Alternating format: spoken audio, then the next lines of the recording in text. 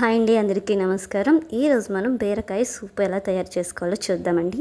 దానికి కావాల్సింది లేత బీరకాయ ముక్కలు అండ్ మిరియాల పొడి, ఉప్పు అండ్ కొంచెం జీలకర్ర, అలాగే మనకి కావాల్సింది నెయ్యి, అలాగే ఇంకా తరిగిన ఉల్లిపాయ ముక్కలు, ఇలాగా పాలు కూడా కావాలండి.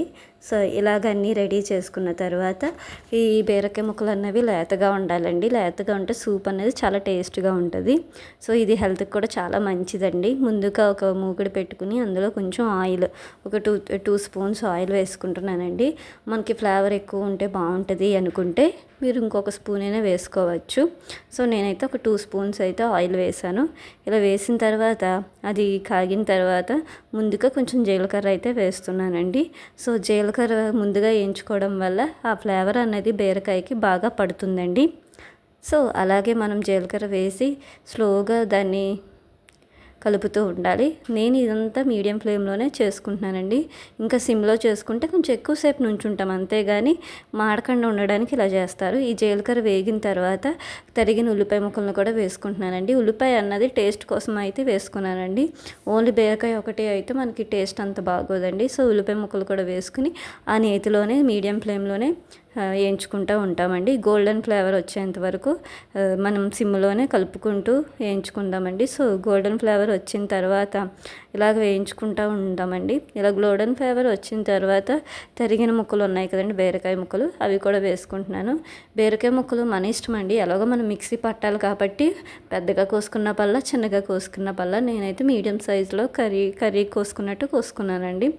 సో ఇలాగ కోసుకున్న తర్వాత ఇవి కూడా ఇలా వేసిన తర్వాత మొత్తం అంతా ఫ్రై అయ్యేలాగా బాగా వేగేంత వరకు అలా మీడియం ఫ్లేమ్లోనే ఉంచుకుని అలా కలుపుకుంటూ ఉండాలి. ఇలా కలపకపోవడం వల్ల మనకి మాడిపోతుందండి. సో అందుకని ఇలా మీడియం ఫ్లేమ్లో సగం కుక్ అయిన తర్వాత మనం ముందుగా కొలుచుకున్న ఒక గ్లాసుడు పాలైతే పోసుకున్నానండి.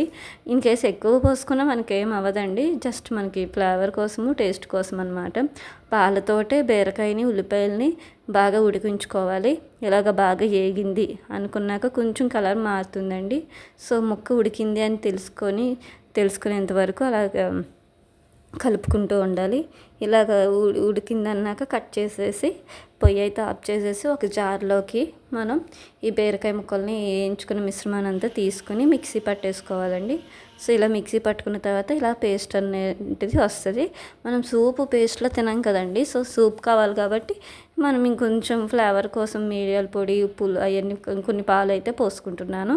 ఇంకొన్ని పాలు పోసుకుని మళ్ళీ దీన్ని ఉడికించుకుంటానండి. సో ఇది ఇప్పుడు అయితే ఎక్కువ ఉడకక్కర్లేదు, కొంచెం వాటర్ కూడా పోసుకుంటున్నాను. సో సూప్ కావాలి కదా, సూప్ ఎలాగా మిశ్రమం అయితే ఉంటుందో అలా లిక్విడ్ షేప్లో పోసుకుంటున్నాను. ఇందులో టేస్ట్ కొద్దీ నేను మిరియాల పొడి అండ్ సాల్ట్ 2 వేసుకుంటున్నానండి.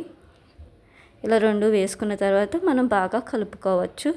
ఇందులోకి మీకు సొంటి కూడా ఉంటే వేసుకోవచ్చండి. సొంటి అది మనం టీలలో వేసుకుంటాం కదా శొంఠి, అది కూడా ఉంటే వేసుకోవచ్చు. అది వేసుకోవాలి అని ఏం లేదు, జస్ట్ ఉంటే అందుబాటులో ఉంటే వేసుకోవచ్చు. నేనైతే మిరియాల పొడి, సాల్ట్ అయితేనే వేసాను.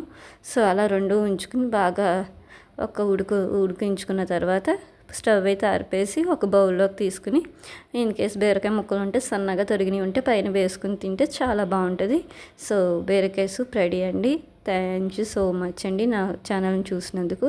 ఇప్పటి వరకు నా ఛానల్ని ఇంకా సబ్స్క్రైబ్ చేయకపోతే ప్లీజ్ సబ్స్క్రైబ్ అండి. Thank you so much.